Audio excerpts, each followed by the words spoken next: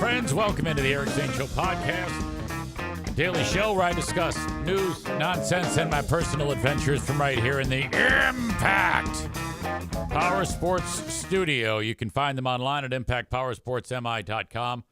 Great place to shop for a Yamaha golf cart, perhaps even a side-by-side ATV, UTV, you name it. They've got it there at Impact Power Sports, and they've got a full service shop too. If you have something go wrong with your existing gear, or you need some service done, they can help you at Impact Power Sports. Check them out in Rockford, Michigan, or online at impactpowersportsmi.com. Took an extra day this weekend, headed out to my father's on Friday for a assisting in the convalescing of my beloved stepmother/mother. I'll just say stepmother, just to keep it simple. Joanne, like a mother to me. She is so sweet and kind, and her recovery is going quite well. Again, she cannot put any weight on her knee, and because of a busted kneecap that she suffered. So, all right, we got to wait on her, and but also the care now, because she is the primary caregiver for my dad, being a dementia patient and a diabetic. So that's part of it. Now, prior to Joanne getting injured, I don't think anybody had ever really had to offer this type of care for my dad. So every member of my extended family, through my dad and Joanne, we've kind of like all teamed up for this effort. And, I've really been leaning into it. I got to say it's been great. I hate to say that caring, it sounds weird almost to say that caring for people is I don't want to say fun. It's just there's something going on all the time. And you get to hang out with people who care about you. And yes, they do exist. People do exist who care about me. It's true. I know, I'm just teasing. But no, it was spectacular again. One of the things that I did was I wanted to focus on, like when it comes to the food that Dad eats, I don't know. I guess maybe I took it for granted that it was that everybody knew like how Dad should eat, and I maybe they did, and I'm sure he did eat fine. But when I was making food, when I was there, I focused on actual diabetic recipes, and so it's simple, just an internet search. And I picked out a few, bought the ingredients, and went to work. So the damnedest thing happened. Hello to KTM Kingpin. Thank you for signing up again for now month number 3 in a row. I appreciate that very much. So I start cooking like 4 o'clock on Friday, and it was focusing on, I guess what I learned is diabetic recipes are lean meats, so proteins, and a lot of vegetables, nutrient-dense foods. If there are going to be carbohydrates, they're going to be whole grain carbohydrate and not a lot of those. So that extra step, I think, may have assisted Dad in short order for his system, because my dad, what he had been experiencing, and it's not anyone's fault, it's just kind of like the way it was. My dad's sugar could be, described as peaks and valleys. High points, low, high, low, high, low. When you would measure the blood sugar, his sugar in his blood with the glucometer, you poke the finger, put the blood in the thing, and it tells you. So what we picked up on is that the difference in the food, he was getting less of these diabetic spikes. And so it was rising more gradually. And thus, there was what we figured out is not as much insulin when you would give him the shot in his belly was needed. But until we figured that out, there was, oh God, it was bad. It was a moment where, when he goes to bed, he gets an insulin shot, and he got too much because when he woke up, I tested his blood on Saturday morning, and his blood level, his glucose level in his blood was 61. Okay, now the average waking person, if they're 80, 85 in the morning, like you and I when we first get up, we're probably about 80-ish. Okay, and so 61 is, you're in the ballpark of coma. So had he not gotten up early that day, there's the potential that he could have been in a bad spot. So we kind of did some math and adjusting. Fortunately, we have a physician in the family who was like, "Oh shit," and he goes, "Yeah, if I think we need to kind of correspond with each other." So we did, and he's good now. But for a little bit there, we were like, "What the hell is going on with your blood, with your sugar level in your blood?" I'd like to say there was a ton of stuff going on, but honestly, it's just checking on him, keeping him comfortable, and there was a couple moments where my father, I'm helping him and I'm being sweet to him, and he's being sweet to me, but he just looks at me stone-faced. He goes, "Now, how do we know each other?" And I didn't overreact or anything like that. I asked, "Oh, well, Dad, you are my father and I am your son." And then he was a little embarrassed by that. So he was like that he didn't know it. And he goes, "Okay, if you call me every day, I might be able to remember." So he has an awareness that and he's well aware that his brain is leaving, his functioning is diminished, and he comes in and out of it. Other times he's kind of like he's not aware that he has even dementia. He finished his lunch at one point, and then 30 seconds after we got up from the table, he asked when lunch was. So it's constantly resetting his brain, his memory. It's just like wiping everything out. But we kept him safe and sound. And then he, this was unbelievable. This might even make you cry because it sure as hell made me cry when it happened. He'll start to sing songs, and he sang a few words of some song that he listened to from the 40s or the 50s or whatever the hell, and he goes, "I can't remember the rest of it. I cannot remember." So I looked it up, and sure enough, I found the song, and I played him the song. Oh my God. So he's sitting there listening to it, and then the next thing I know, I'm bawling while I'm looking at him. It was a good moment, though. It was a real good moment, one that I will treasure forever. Maureen says, "Oh, no, I don't want to cry." Yeah, it was. I got to wall it off in order not to cry now. I'm not going to sit here and sniff into the microphone like the Gregster. So, by the way, I am completely going to ignore from this point forward any references or discussions of the Gregster's hot wife. There will be no more references to her going forward on the show by me.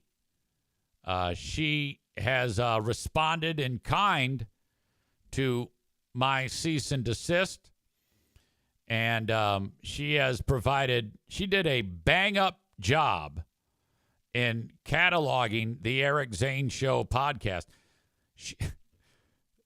She has, okay, now none of it would stick because I reached out to the Italian. He goes, "Yeah, none of that matters, but it's probably best just to leave her alone." I go, "Yeah, okay, sounds good. I'll leave her alone."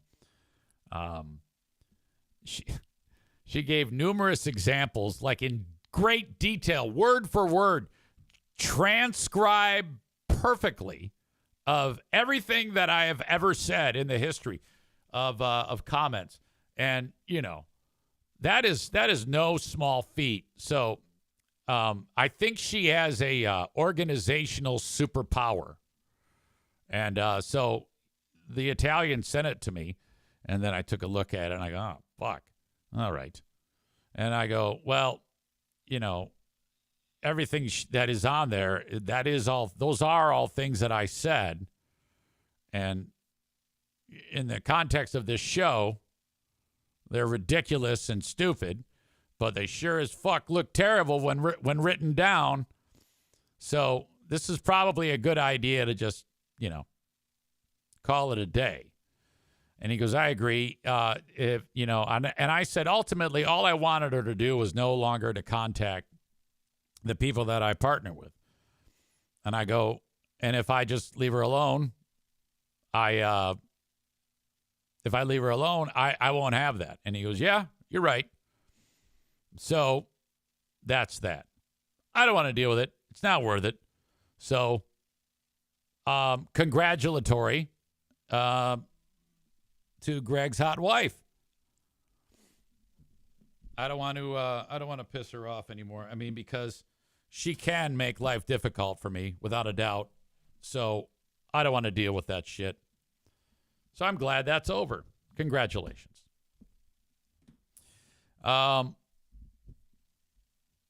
Rebecca says, no worries. Greg by himself is an abundance of content. Absolutely. Absolutely. But I will say this. I would have never have even cared about this woman in any way, shape, or form had Greg not been such an asshole to me in the first place. This is everything that I have ever done is brought on by Greg. So I now turn all of my attention to that show, and that's good. I mean, that at the end of the day makes for a funnier Who Are These Freebeers show, which we will be doing again this week. And let's see. I think we can go Wednesday. I'll reach out to Ben Glaze. I like getting it done on Wednesday. Mondays are long days for me because of the staff meeting at the radio station. Tuesdays are long days because of Who Are These Freebeers?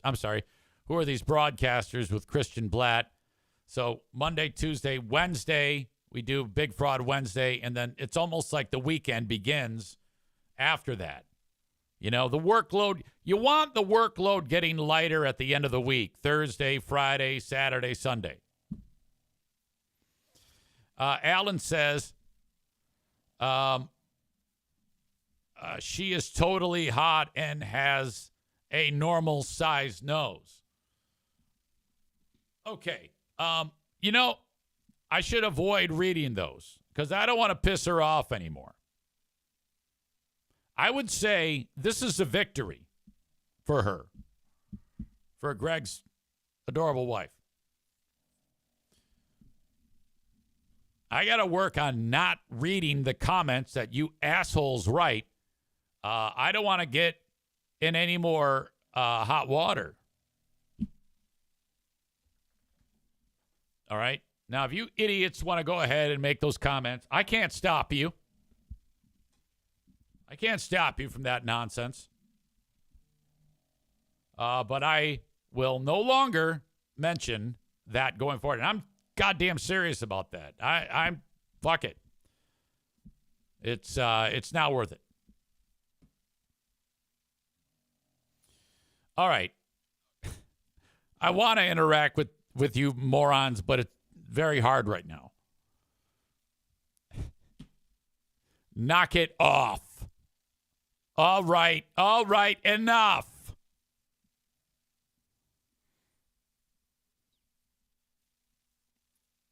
Runner girl Amy says, no one in the chat is helping. I want you guys to get it out of your system. You can go ahead and get this nonsense out of your system and have fun with it. That's okay. That is okay. Gigglebox Magoo is losing it at her call center job. That would be runner girl Amy, this might be one of the most joyful people on the planet. Gigglebox Magoo. our beloved runner girl, Amy, who I believe ran the Chicago Marathon over the weekend. How are the legs? I hope your recovery is going well. I will say this. I read a little bit of Dancing in the Shadows, the book that Black Belt Nick has for book club. Dancing in the Dark. Walk with the Shadows. We are the shadows. We are the world. And it's getting pretty good. I like it. That's a page turner.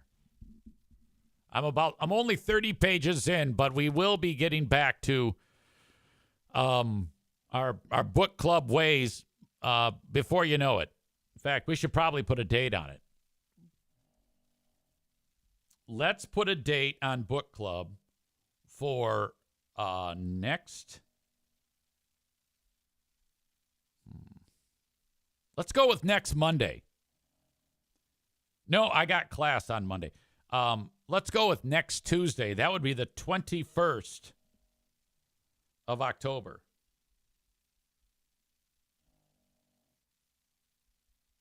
Book club. All right. Good to go. And that'll start at 6 p.m. The Big Fraud Book Club will commence. So let's try to get through, 150 pages. Does that sound okay? By then, if you're all already that far, I'll read more. But we got to break the book up somehow. 150 pages, that's not too bad. Okay. So, I had a great time with Dad and Joanne. My brother Jim is taking over sometime this week, and then Pooh Bear is going to be there next week. And, all good. All good. I got a chance to talk with my cousin and my aunt, who is my dad's sister. Bread Bull Brain Chris says we're all probably farther than that on the book. Well, come on now. There's a lot going on with me. I'm lucky I got the time to get that done. I'll tell you what, I'll read as much as I possibly can, and then I'll let you know as the week goes on. How does that sound? Maybe we will have even more. You're all like halfway through it. Jesus, boy, I suck. All right, I'm going to get after it, I promise. The question is asked about the visit with Dad. Did you watch the film? So Dad has been saying Guns of Navarone over and over again. I don't know why. So I did, in fact, rent the film The Guns of Navarone, which came out in 1961. And it's what a different world. All they had to work with, really, I guess, is dialogue. But this was easily one of the most boring films I have ever seen in my entire life. Oh, my God. Had they edited this to today's standards, this film would have been about 3 minutes long. It was one of the most pointless piles of shit, poorly written screenplays. It's adapted from a book that was written a few years before that. But what a disaster. Maureen with a stupid fun fact. 1961. What a good year. Guess who was born that year? Yeah, whatever. Shut up. Don't do that. You remind me of He Who Shall Not Be Named. Ugh. Anyway, Bread Bull Brain Chris says there were so many war movies and spaghetti westerns that came out in that era. Yeah, it was just awful. There was nothing interesting in this film, and I hated it. But we had to sit there and watch it. I don't even think Dad knew what the hell was going on. He was like, God, I wish I was in front of the Guns of Navarone when it fired. Jesus. Maureen writes, ouch. Yeah, I know. How do you think I feel? Chris says, was it black and white? Those suck. No, it was not. Maybe it was, but they had colorized it. I don't know. But it was a huge pile of shit. Okay. When you're there, though, like when I was there with Dad, you sleep with one eye open because I was like fearful that something would happen in the middle of the night. But everything was good, and no accidents, thank God. No peeing in coolers, thank God. I didn't bring the cooler. Chris says, were you gripping your pillow tight? He's ripping that off of Metallica, Enter Sandman. Sleep with one eye open, gripping your pillow tight. Yes. Jackass. Okay. There is peace in the Middle East, and I want to get to this. That war has been going on for just over 2 years. This reporter from NBC News does a nice job with this synopsis, and I figured I'd share it with you right now.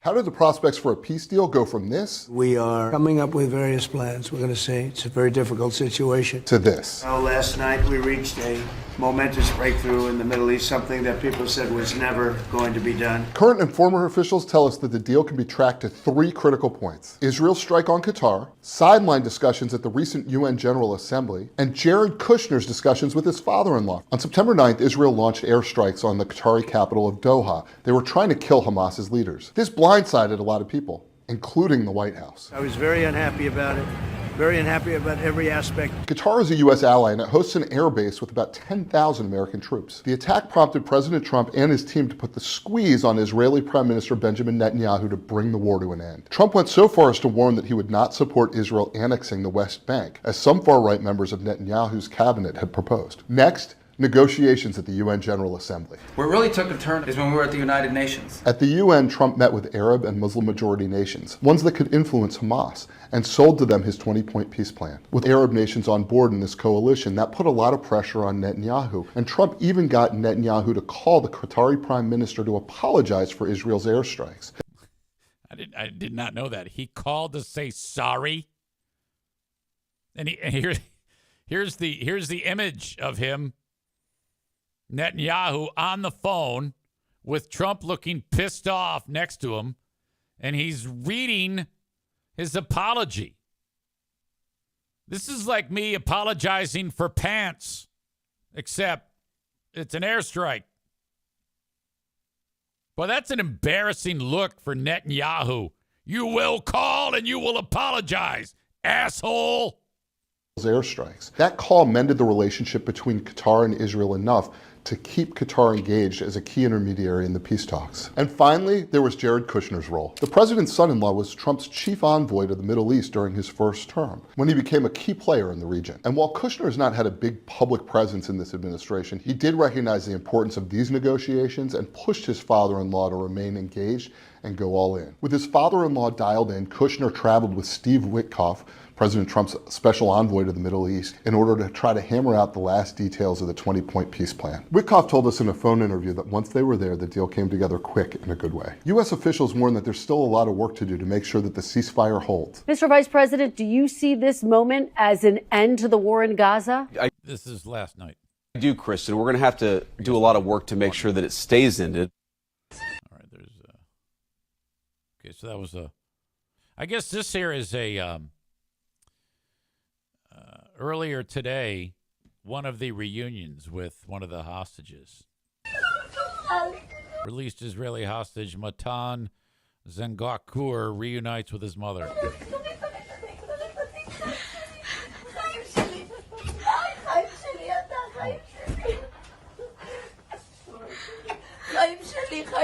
חיים שלי, אתה אלוף גיבור, כפרה עליך אני, כפרה עליך אני, כמה החיות שלך מחכות לראות אותי. Wow. There's more. This is released hostage Guy Gilboa Dalal reunited with his family after being held in Gaza for 2 years.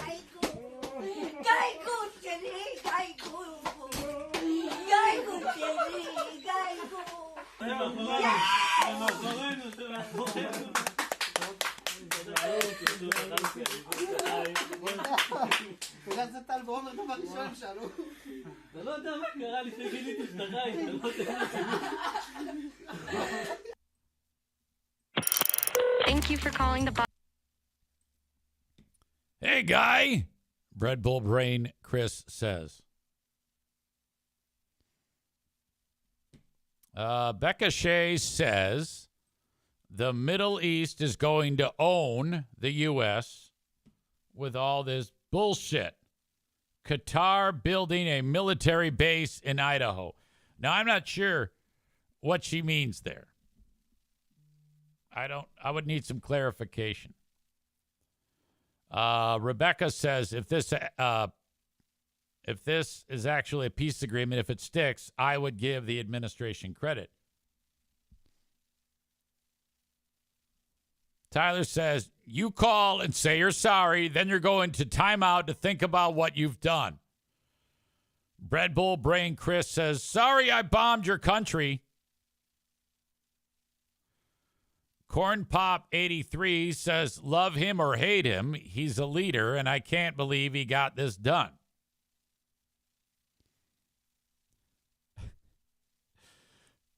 Red Bull Brain Chris says, the angel of peace, Saint Donald Trump.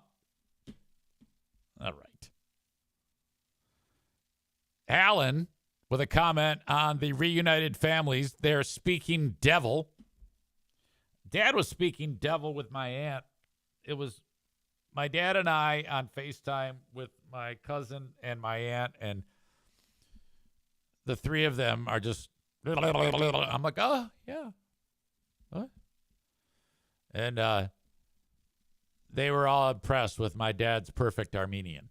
They were actually dipping in and out of three languages: English, Farsi, and Armenian. And I'm like, how do you do this? Qatar is an ally. I'd be more worried about all the land China owns here. LOL. Boy, you guys know more about this than I do.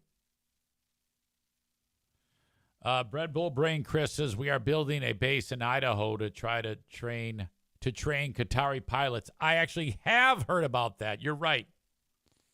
U.S. is allowing Qatar to build a military base in the U.S. This is payback for Trump getting his free plane. Okay. So there are 20 points in this peace plan. I would like to check this out. I mean, I want to know what's happening. This is from the BBC. 1, Gaza will be de-radicalized, a de-radicalized terror-free zone that does not pose a threat to its neighbors. So both parties agreed to this.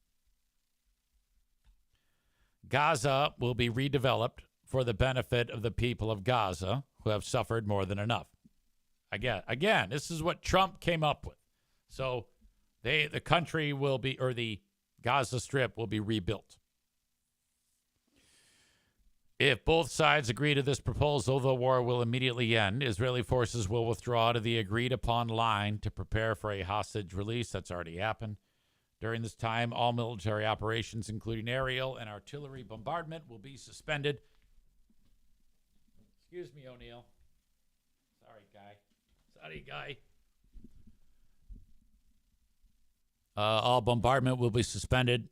Battle lines will remain frozen until conditions are met for the complete staged withdrawal. Within 72 hours of Israel publicly accepting this agreement, all hostages, alive and deceased, will be returned. Once all hostages are released, Israel will release 250 life sentence prisoners, plus 1,700 Gazans who were detained after the 7th of October 2023, including all women and children detained in that context. For every Israeli hostage whose remains are released, Israel will release the remains of 15 deceased Gazans. Boy, this is quite specific. Once all hostages are returned, Hamas members will commit to peaceful coexistence and to decommission their weapons will be given amnesty.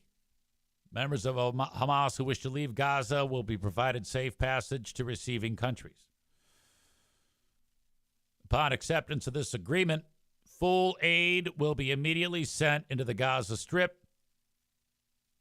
At a minimum, aid quantities will be consistent with what was included in the 19th of January 2025 agreement regarding humanitarian aid, including rehabilitation of infrastructure, water, electricity, sewage, rehabilitation of hospitals and bakeries, and entry of necessary equipment to remove rubble and open roads. 8. Entry of distribution and aid in the Gaza Strip will proceed without interference from the two parties through the United Nations and its agencies and the Red Crescent. I don't know what that is. I'm guessing that's humanitarian. In addition to other international institutions not associated in any manner with either party. Opening the Rafah crossing in both directions will be subject to the same mechanism implemented under the 19th of January 2025 agreement. I'm just going to go through these, so I appreciate your patience if this isn't your thing.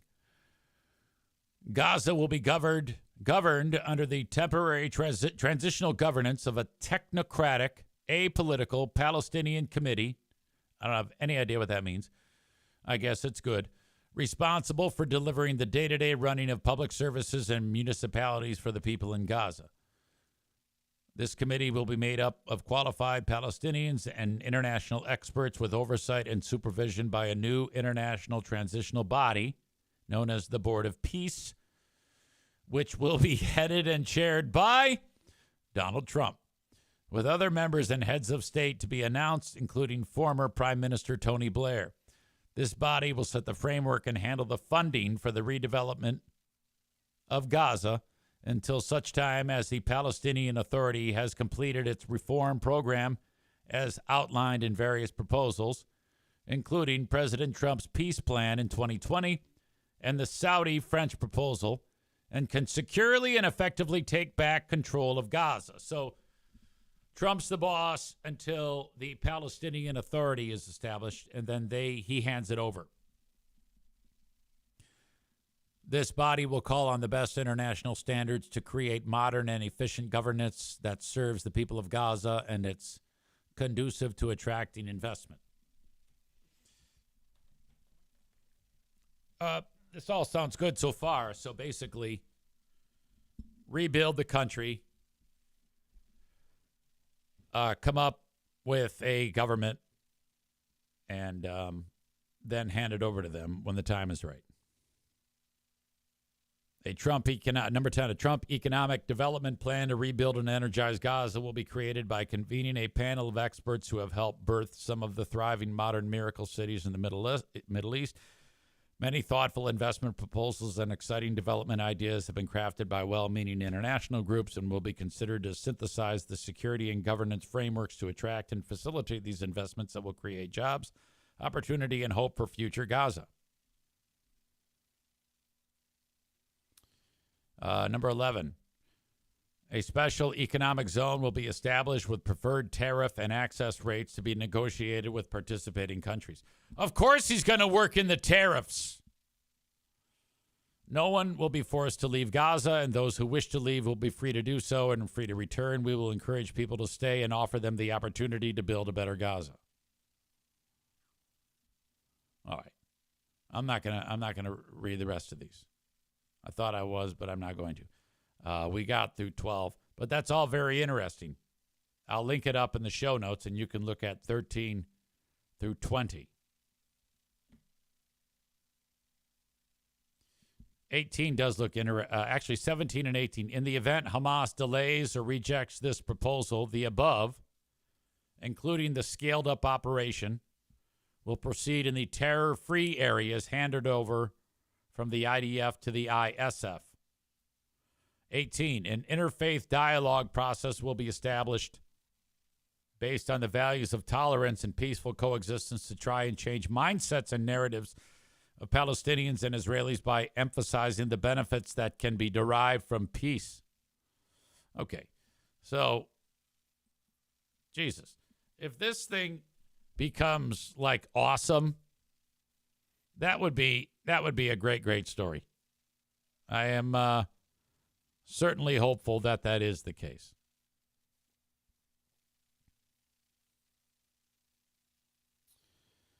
Skip says hateful people think Trump is evil will probably find something wrong with him brokering this deal. Ignorant MFers. I don't know. All you would have to do is read that. And I think that if there's anybody that finds what is written down in the deal, it's a contract, for God's sake. You'd be hard pressed. I mean, I don't know enough, and I don't have enough spite in my heart to do that in any way. But this doesn't sound bad at all. Piano Finger Banger says he's going to turn Gaza into a Trump theme park from hell. Look, at the end of the day, if the people that live there are like, yeah, this is fucking great. We love it here. If in 10 years they look back and say, holy shit, thank God for Trump. If the Gazans are like, oh my God, this is fucking great. We love it here. Then, yeah. I don't know. I think that not destroying each other is better than destroying each other. So they got that going for them. We shall see.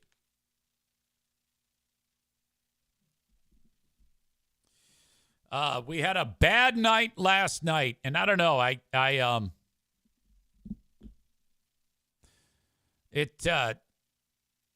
Next thing I know, Pooh Bear is looking into the bathroom, and she goes, "Oh no!" I guess she heard this before I did. O'Neill was in the bathroom, and the door closed behind him, and he wanted to get out. And so he was, she's like, what the hell is that? So Pooh Bear gets up. It's 5 a.m. It's an hour before I have to get up, and opens the door, and she turns the light on, and he's had, oh my God, must have been a terrible upset stomach. Absolute catastrophe. There is not one solid bit of poo. It is as if he was making chocolate pancakes everywhere. It would be like if he had a big container of the chocolate pancake batter and just knocked it over on the counter, but it was the ground, the white ceramic tile. I was like, oh, fuck, shit. All right. Now, I have this ADHD superpower that in the face of catastrophe, I always remain calm, though still half asleep. The incredible ability to be able to gather my wits and do a bang-up job cleaning this up. 10 minutes later, that's the end of that. Poor O'Neill, as I await to hear from the vet about the potential. Did we talk about multiple myeloma yet? Have I discussed that with you? I don't think I discussed this with the free crowd because he was taken in Thursday. The doc saw something. The vet saw something in O'Neill. I might have discussed this with the Patreon crowd.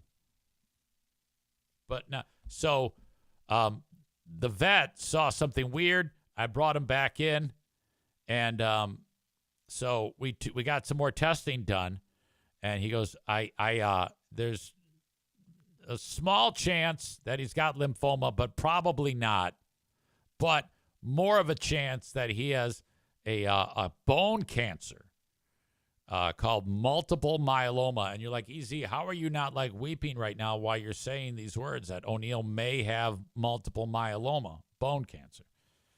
And well, I don't know, but he said I might be wrong, but all I'm doing here with this testing is checking off more boxes to determine if there's anything at all wrong with him. There may be nothing wrong with him. So, but it might be multiple myeloma, Eric. I said, well, what is that? Well, multiple myeloma causes small holes in the bones of the animal. I don't know what it does to humans. Who knows? Maybe the same thing. So, like Rebecca, she says multiple myeloma is more of a blood cancer. My grandpa had it. And I think that that's right. But what it does to him, they're saying, is to dogs, is it makes holes in the bones. And then the dogs have a hard time walking. It's painful. And their hair falls out. And there's all sorts of crazy shit that happens to the dog. Well, none of that has happened to O'Neill. It runs, jumps, everything's fine. So he said that's something that has me thinking that it might not be multiple myeloma. But we won't know till we find out. If this test comes back the way I don't want it to, then he does have it, and then you begin treatment. What is that? It is very treatable. It is a oral chemotherapy. You just give him a pill, and then that's that. So just figured I'd let you know because everybody loves O'Neill. Everybody loves my dogs. Everybody loves me. There's all love here. This is all about love. What is there not to love about me? Everybody knows that I'm the most loving person on the planet. The only time that I don't offer love is when I get bullied. And if I get bullied, then I am going to never, ever, I will never relent. Unless if you have happened what happened to me in my current legal battle. Then I might actually relent like I did earlier in the show. Rebecca says, I'm glad to hear that it is treatable. Alan makes a comment that I'm not reading that. The hell is wrong with you? I don't know if I mentioned this. Jackie is in Greece, and she went with her friend. They went out like on a hot girl vacation to Greece. You can do that when you're a young professional. You know, this is what couples that don't have kids do. They make bank, and then so these two don't have kids, Jackie and Justin, and Justin's at home doing taxes for everybody, and Jackie goes out with her friend for a hot girl vacation to Greece. And what I wasn't aware of is that there are 3 million cats in the area that they're in right now. Stray cats. And they are welcome, and they're cared for. They are a revered part of the culture in Greece. I had no idea about this. So they were years ago, centuries ago, cats were introduced to eliminate the rodent issues. And there are no more rodents. There's no more disease from rodents because the cats kill all the rodents. And then the people that live there, the cats are treated very well. So I've got images of Jackie walking into a club, and there's a bouncer and a cat. They walk by a men's store, and in the front window, sleeping amongst the shoes and the suits, is a cat. Jackie's eating dinner, and a cat gets in her lap. And it's like a cat haven. I'd never heard of this. So if you love cats, you need to go to Greece because they're everywhere. They have an Airbnb, and there's 3 cats that stay just outside of the Airbnb. You can go outside and play with a cat. Piano Finger Banger says, this sounds amazing. Yeah, I wish I had thought about this beforehand. I would have uploaded the pictures. And you know what I'll do? I will share I will share all the cat adventures on the Patreon today. So I will take all the stuff that Jackie has sent to me from her vacation, still pictures and videos of her cat trip, And you will see for yourself how much of a catopia this place is. Becca Shea says, what part of Greece is she in? I'm not sure. I saw some, it's near where, I think Athens, because isn't that where there's a place called the Acropolis? So I think she is right by there, or at least she was when that picture was taken. Runner girl Amy says, I'll run a marathon there and pet the cats for 26 miles. You would.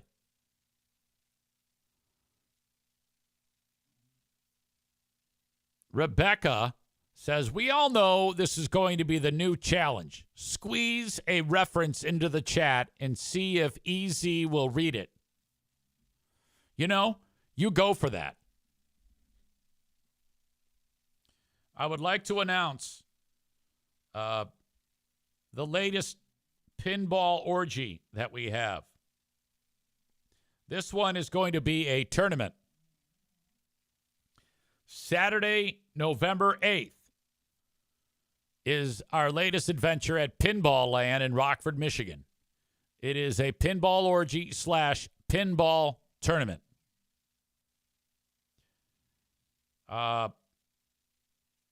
We will start at 9 p.m. sharp. About 8:30, you can get there to sign up. There will be prizes. Ryan says, I will come up with something awful. LOL. Maybe prizes for the top 3. Okay. So, pinball tournament. That is November 8th. The latest Eric Zane Show podcast adventure at Pinball Land in Rockford, Michigan. I am hopeful that our pal Jeremy Kay will be able to be there because he is the odds-on favorite. He has spent his time in losing 135-plus pounds by playing pinball and boning. Of course, his new better half is Rebecca, Miss Twat-A-Lot. Becca Shea says, damn it, I will be recovering from getting my boobs reduced. Okay. Wow. That can be very, very stressful when your boobs are too large. I'm assuming that is truthful, but I'm not 100% because it isn't often that you hear someone say, oh my God, I got to get my boobs reduced. And when I met you in person, I didn't, I looked you in the face at the basketball game, you and Kevin. So I didn't look at your boobs.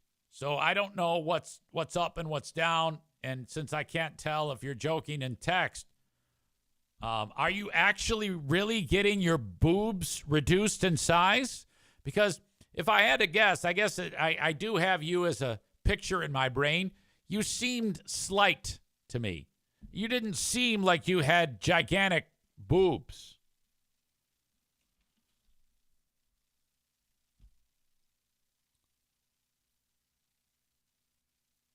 Okay, yeah, this is actually a legitimate thing. She says, LOL, I hide them well. Yes, they're getting reduced and lifted.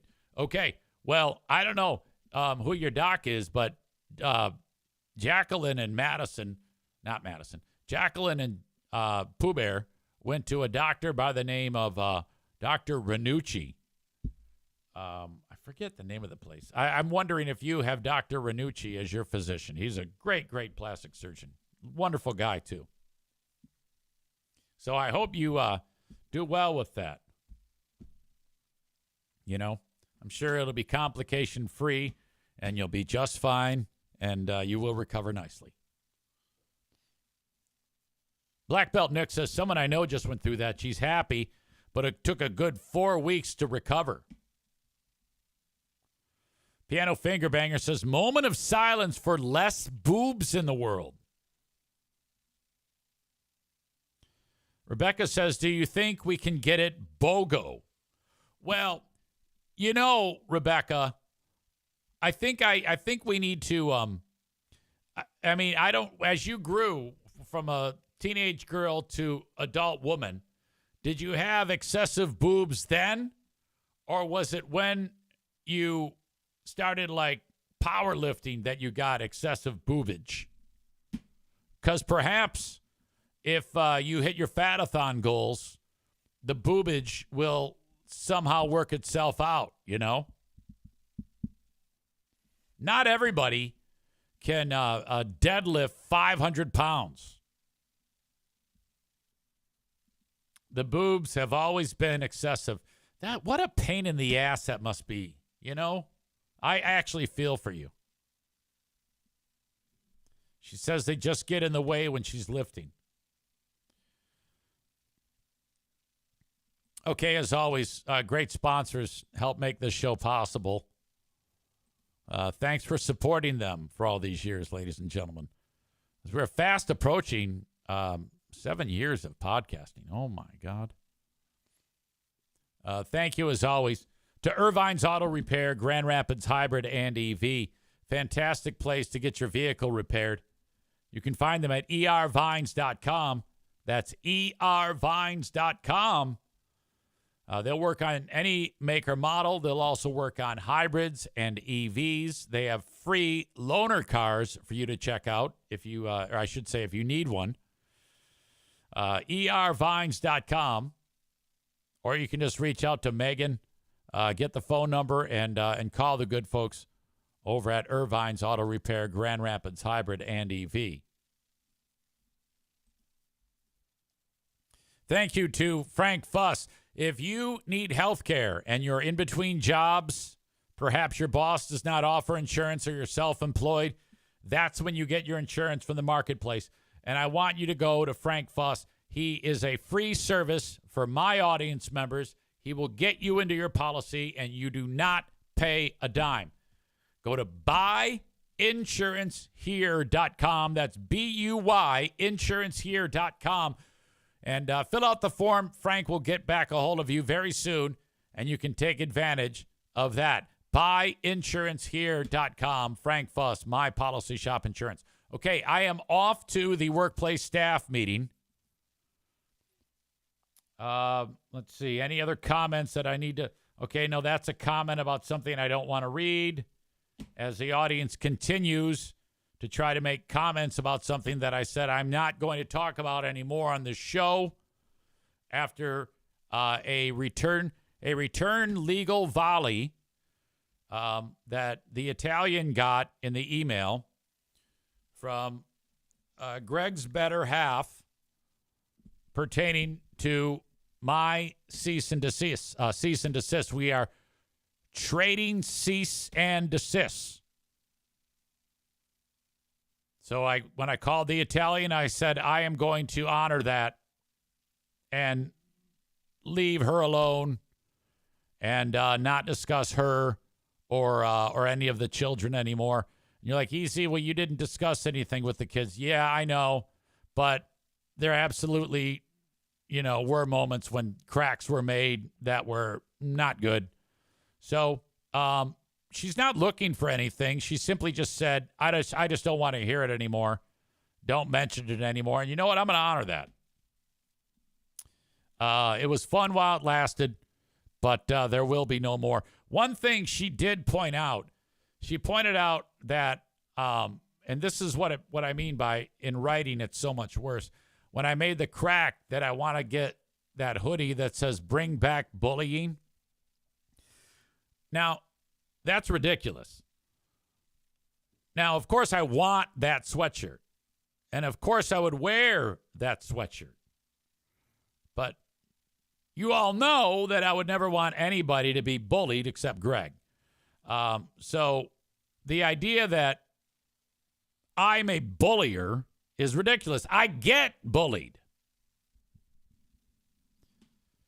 But at the same time, when you see it in writing and then I'm wearing it, I don't want my sponsors to go, wait, what? I don't want to have to explain that. So that's it.